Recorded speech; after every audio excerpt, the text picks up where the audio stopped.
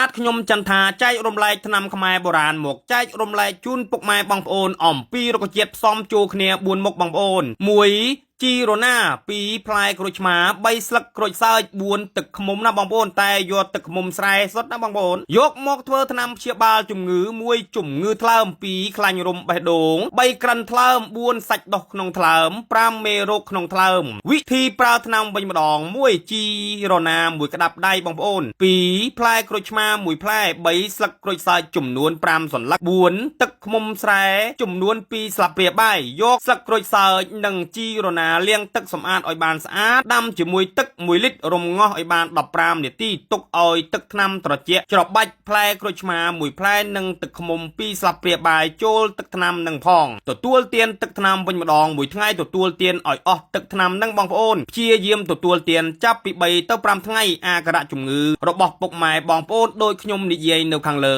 ប្រកាសជាបានធូរស្បើយជាក់ជាពុំខាន